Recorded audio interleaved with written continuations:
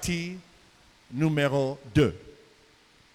Nous commençons la semaine suivante notre première convention nationale de la mission, intitulée Co-mission, parce que c'est quelque chose que nous faisons de façon collective. Ce n'est pas le président de l'Église nationale, ce n'est même pas les leaders de nos régions, de nos sous-régions.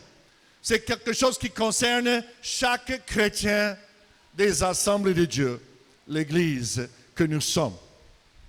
Nous aurons la semaine prochaine, à partir de jeudi, une conférence avec le vice-président de l'Église ivoirienne Assemblée de Dieu, le révérend Sie Noufé.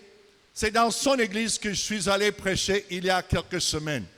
Quand je suis revenu avec le boubou ouest-africain, c'est lui-même qui m'a donné ça. C'est un grand ami. Il est membre de notre commission mondiale de la mission. Et le docteur Arthur Mba l'a invité comme orateur spécial pour cette convention. Je vous encourage à tout faire pour être à Pékawit jeudi, vendredi, samedi soir. Je vais charger les anciens de trouver le transport adéquat et prompt. Dites Amen. Oh. Parce que nous entendons les plaintes des brebis que souvent quand on demande à certaines personnes d'amener le bus arrive toujours en retard. Et nous ne voulons pas que ce soit les habitudes de la maison du potier. Si c'est tes habitudes, garde tes habitudes pour toi. Nous ne voulons pas que le peuple de Dieu reste debout 1 heure en attendant l'occasion. Que celui qui a les oreilles entende. Alléluia. Amen. L'Église a une mission. Nous disons couramment, l'Église a une mission. Mais le docteur Chris Wright a changé la formule. Il dit plutôt, ce n'est pas l'Église qui a une mission dans ce monde, mais c'est le Dieu de la mission qui a une Église dans ce monde. Nous sommes le véhicule de l'Éternel pour accomplir sa mission. Dis à ton voisin, tu es agent de voyage. À toi de chercher des passagers pour les amener au ciel. Je ne vous entends pas.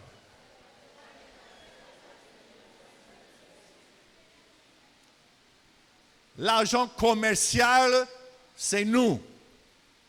C'est nous à qui Dieu a donné la mission de peupler le ciel et de dépeupler l'enfer. Dis à ton voisin encore, tu fais comme tu veux. Moi, je suis agent de voyage pour l'Éternel, mon Dieu.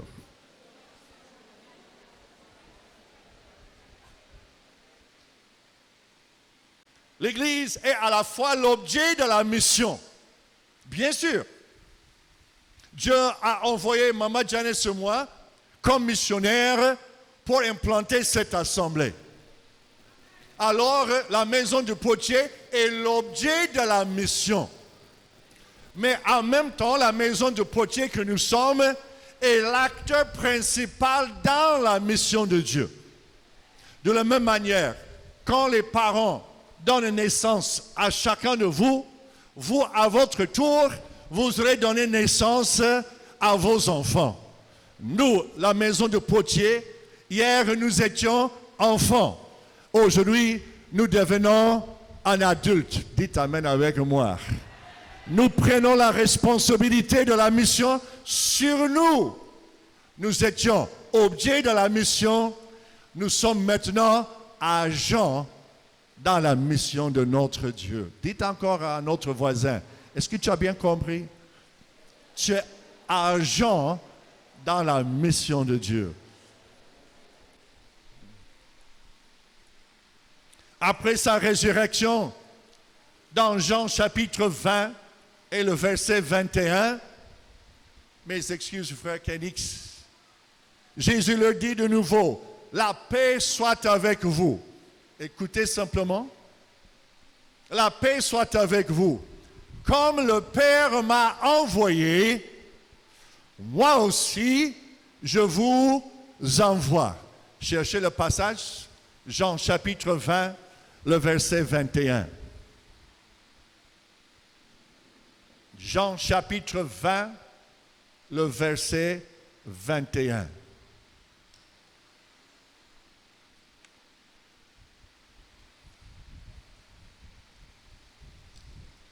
Vous l'avez trouvé?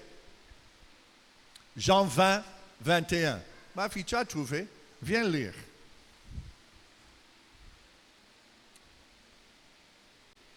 Rapidement. Je vais tenir. Je lis la parole de Dieu dans Jean chapitre 20, verset 21. Jésus leur dit de nouveau, la paix soit avec vous, comme le Père m'a envoyé, moi aussi je vous envoie. Très bien, merci ma fille. Quand Jésus disait aux disciples dans Matthieu 28, 19, j'espère que vous avez déjà mémorisé ce passage. Allez, faites de toutes les nations des disciples, les baptisons au nom du Père, du Fils et du Saint-Esprit. Les enseignants, tout ce dont je vous ai enseigné. Et je serai avec vous, comment? Jusqu'à la fin du monde. Et il ne sera pas avec nous jusqu'à la fin du monde si nous ne faisons pas sa volonté. Ne prenez pas les passages bibliques hors de leur contexte. Dieu ne sera pas avec vous si vous ne faites pas sa volonté. Même quand Jésus était né, Dieu a dit aux bergers et à Marie que la paix soit avec tous ceux qui font la volonté de Dieu. C'est-à-dire, si tu ne fais pas la volonté de Dieu, la paix de Dieu ne sera pas avec vous. Ne sortons pas les passages bibliques de leur contexte. Dites Amen avec moi. Jésus nous a donné 2 clés à la mission. Première clé, allez, faites des disciples. Et le deuxième, il a dit le mot disciple. C'est les 2 choses principales qui doivent gérer notre mission. Quand il dit allez, cela veut dire que nous ne pouvons pas rester. Nous avons parlé de ça jeudi soir, mais je veux encore insister ce matin. Nous ne partons pas pour faire des disciples, pour faire des chrétiens. Nous partons pour faire des disciples. Parce qu'un disciple seul est capable de faire la volonté de Dieu convenablement. Dites à ton voisin encore, regarde le voisin sérieusement dans les yeux. Sois un disciple ou laisse tomber. Dis au voisin de l'autre côté, sois un disciple ou laisse tomber. Alléluia. Votre pasteur n'est pas normal. Dites avec moi, les désirs de mon chef sont mes ordres. Le désir de notre Dieu est que tout homme se repente de ses péchés et qu'il devienne enfant de Dieu. Alors, quels sont mes ordres? Allez prêcher la bonne nouvelle de la repentance et le pardon en Jésus-Christ. Alléluia. Une fois de plus, les désirs de mon chef sont mes ordres. Alléluia. Une église missionnaire est une église qui se voit principalement comme une agence missionnaire. 1914. Combien d'années? 111 ans, non? 1914. Les assemblées de Dieu ont été organisées en Amérique, avec un principe fondamental. Voici ce qu'il disait. Nous nous engageons et nous engageons notre Église pour la plus grande évangélisation que le monde n'a jamais vue. Vous êtes dans une église assemblée de Dieu. Notre raison d'être, c'est la plus grande évangélisation que le monde n'a jamais vue. Lionel, toi, tu es en train de partir dans un autre pays, là. Réveille-toi, là. Enlève la coude de la table.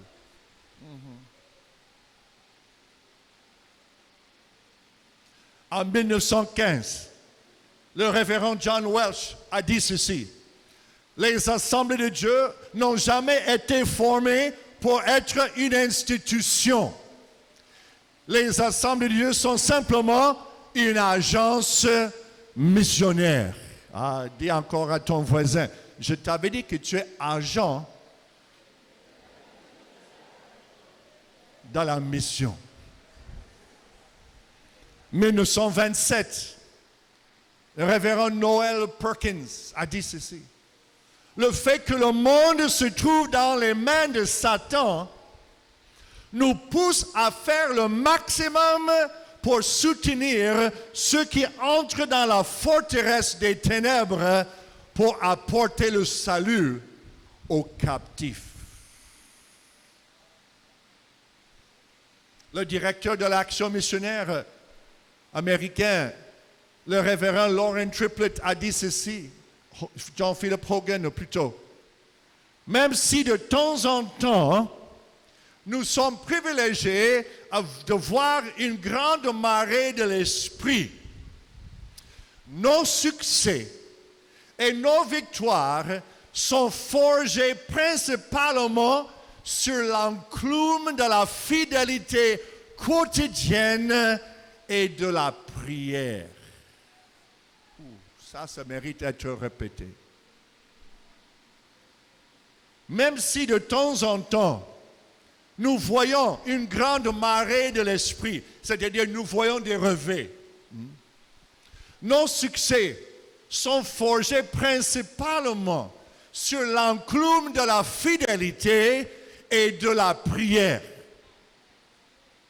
Le révérend Lauren Triplett a ajouté ceci.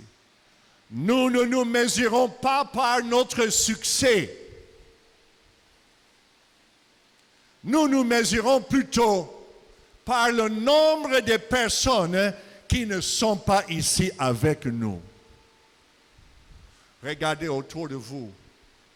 Y a-t-il des places vides? Regardez là-bas quelque part. Y a-t-il des âmes qui ne sont pas chrétiennes? Oui.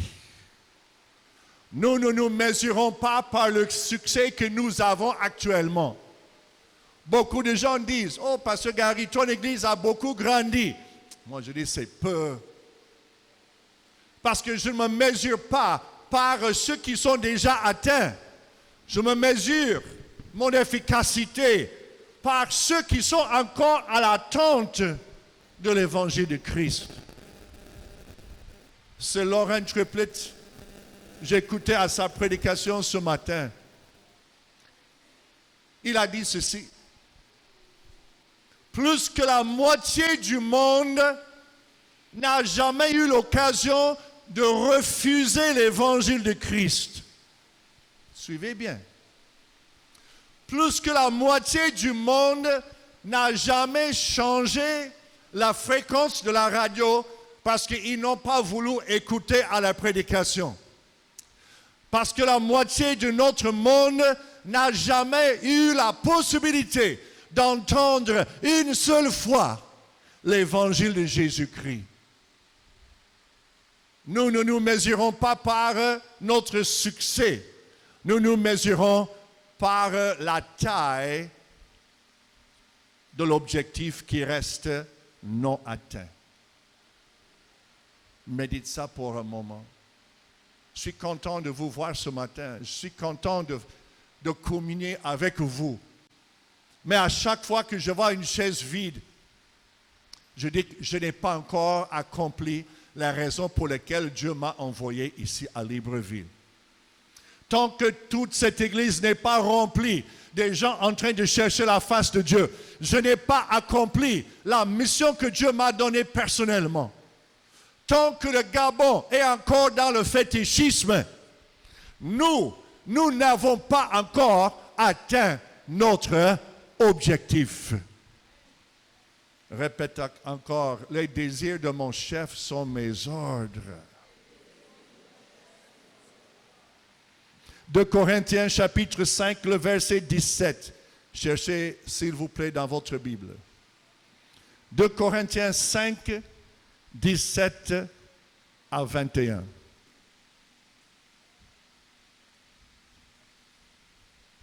« 2 Corinthiens 5, 17 à 21.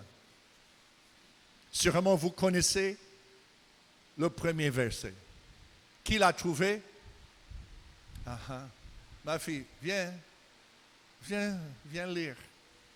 Viens où? Comment se fait-il que ce sont toujours les filles qui arrivent le premier? Où sont mes fils? 17 à 21. Je lis la parole de Dieu dans 2 Corinthiens 17 à 21. Si quelqu'un est en Christ, il est une nouvelle créature. Les choses anciennes sont passées.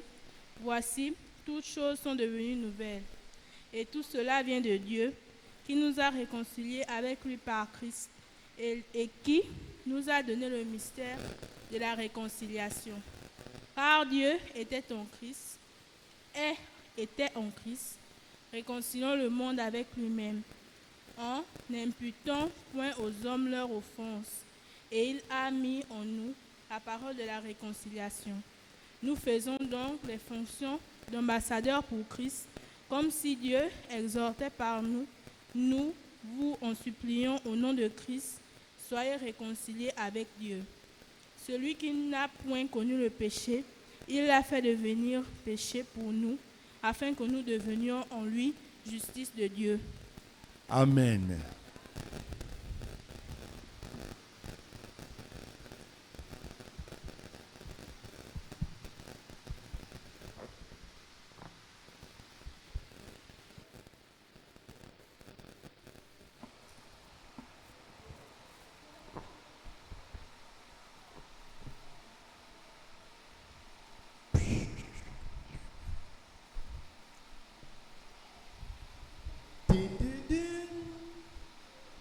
À votre attention, s'il vous plaît. Il est demandé aux passagers du vol Air Ciel numéro 007 de se présenter au comptoir d'enregistrement. Il est demandé aux passagers du vol Air Ciel numéro 007 de se présenter au comptoir d'enregistrement. Merci. Din, din, din.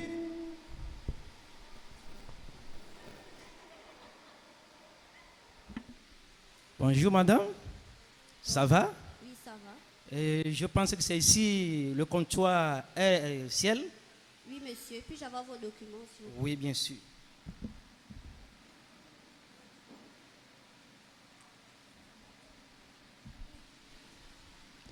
Voici mon passeport avec mon certificat de baptême.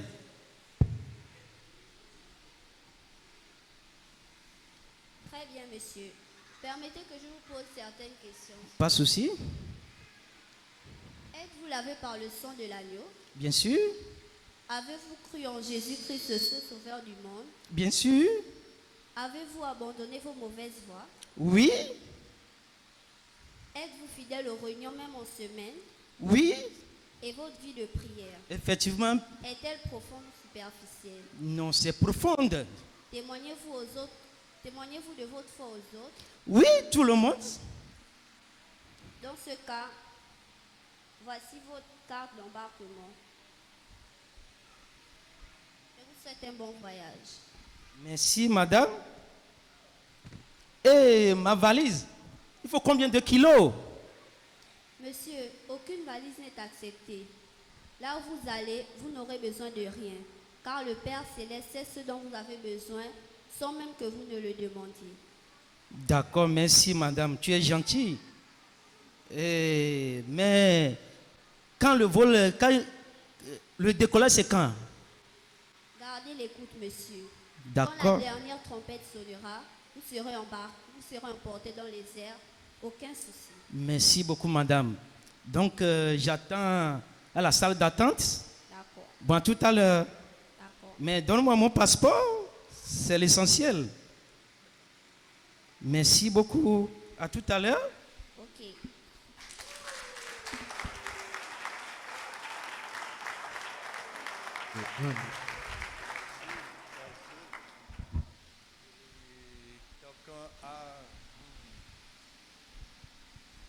Dites encore à ton voisin, je t'avais dit, tu es agent de voyage. Nous sommes en train d'embarquer les gens dans le vol 007 Air Ciel. Aucune valise n'est acceptée. De toute façon, qu'est-ce que tu as sur cette terre qui est mieux de ce que tu vas trouver là-bas? Ce n'est que ceux qui sont lavés dans le sang de l'agneau qui vont entendre l'appel embarquement vol 007 Air Ciel. Alléluia. Dieu nous a donné le ministère de la réconciliation. Réconcilier, c'est quoi? C'est prendre deux personnes qui étaient en dispute et de faire la paix entre ces deux. C'est Dieu qui était fâché avec toi et avec moi parce que tu vivais dans le péché. Je vivais dans le péché. Et Dieu était contre toi et contre moi parce que sa justice ne permet pas que ses enfants soient dans le péché. Alors Jésus-Christ est venu comme médiateur et il a réconcilié moi avec mon Père par son propre sang. À toi, à tout le rôle de faire la même avec ceux qui ne connaissent pas Jésus-Christ. Chacun de vous, vous connaissez quelqu'un qui servait Dieu, mais qui a abandonné sa foi.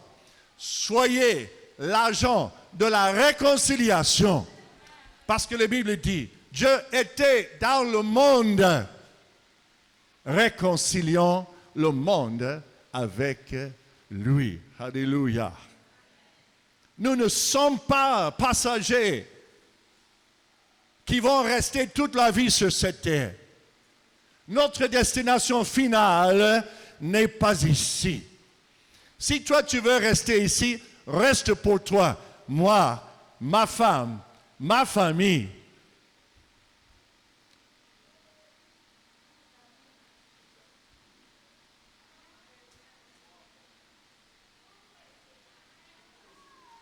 Vous restez ou bien moi, ma femme, ma famille.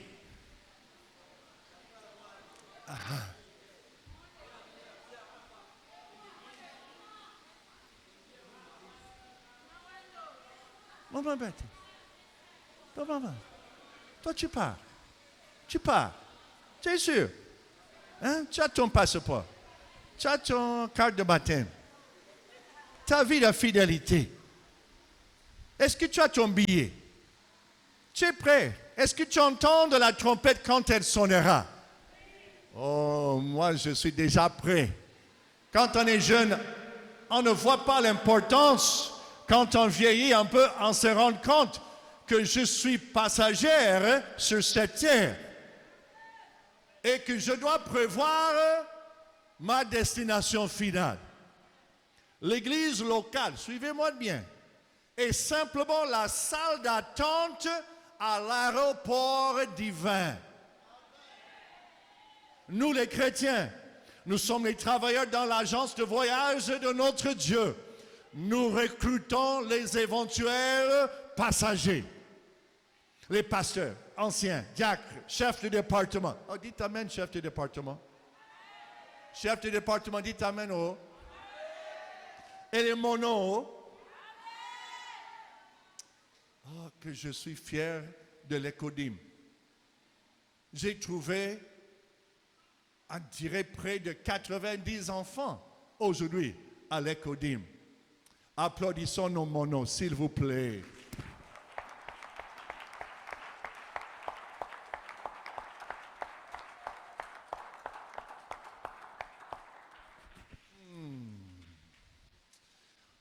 La plupart des personnes qui donnent leur vie à Jésus-Christ le font avant l'âge de 15 ans.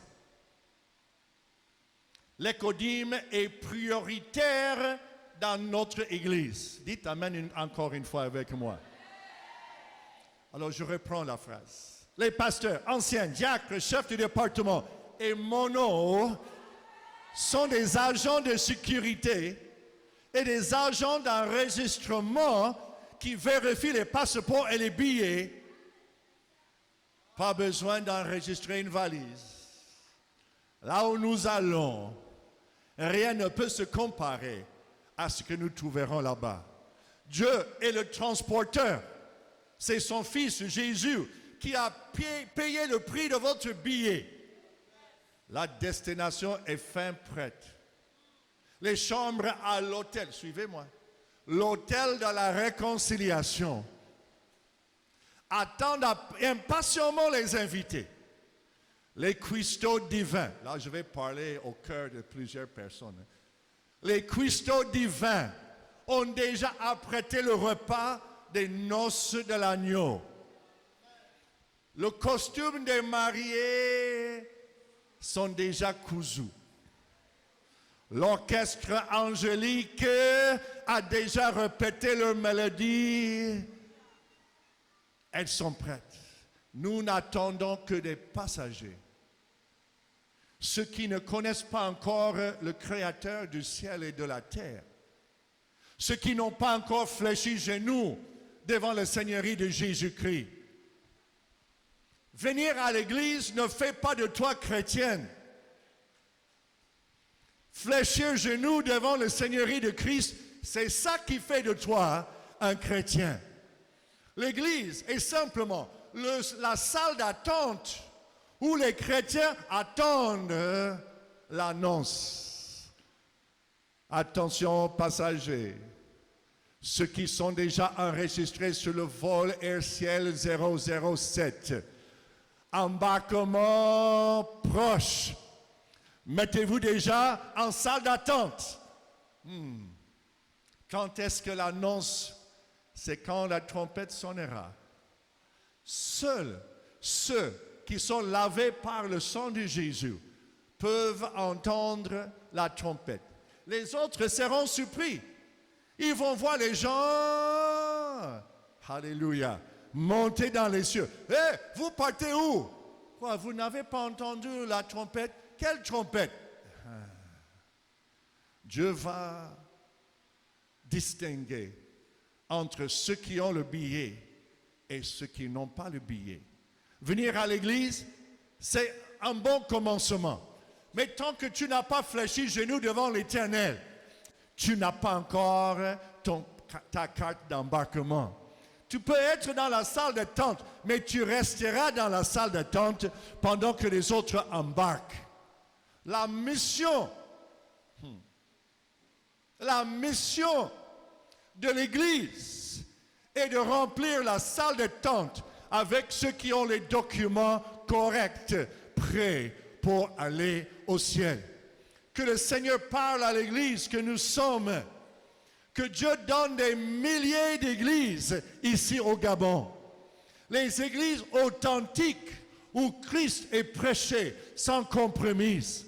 Non pas ici simplement, mais en Afrique centrale, sur le continent africain, en Europe, en Asie, en Amérique latine et jusqu'aux extrémités de la terre. La tâche est encore large. Les travailleurs sont peu et les âmes meurent sans Christ. Que ce matin, quelqu'un lève ses yeux vers le moisson qui est déjà blanchi, prêt pour être moissonné. cette semaine, même ce dimanche et dimanche suivant, nous allons toujours prêcher sur la mission. Nous voulons que la maison du potier soit la plus grande agence de mission de notre Dieu qui existe dans le Gabon. Dites Amen avec moi. Dis à ton voisin, si tu ne veux pas travailler dans cette agence, va dans une autre église, s'il vous plaît. Parce que vous allez nous décourager de notre mission. Et notre mission est prioritaire. Je vais demander à chacun, à partir de maintenant, de consacrer une partie de votre salaire, de votre revenu, à la mission de notre Dieu. Nous avons une culture Gabon first. Nous sommes ethnocentriques. Nous aimons tellement le Gabon que nous ignorons les pays aux alentours, sans parler des pays dans des autres régions de la terre. À partir du 1er avril, l'Église a pris la décision que toutes nos offrandes, sans exception, partent à la mission. Nous allons envoyer la moitié à notre direction de la mission. Et ils vont envoyer des missionnaires dans le monde entier avec notre revenu. La moitié, nous allons garder ici pour implanter une nouvelle église pour la maison du potier. Ce matin, je suis venu vous encourager la semaine prochaine à suivre la commission, la conférence de la mission des Assemblées de Dieu. Si vous ne pouvez pas vous déplacer, vous pouvez suivre cette conférence en ligne. Le lien sera publié. Mais à partir de lundi, nous allons déjà organiser le transport afin que autant de personnes possibles partent à Pékawit pour la conférence de la mission. Dites à ton voisin encore, ne vous fatiguez pas, dites encore à ton voisin, arrange ton programme. Dites encore, il y a des choses prioritaires à ne pas rater. Au nom de Jésus.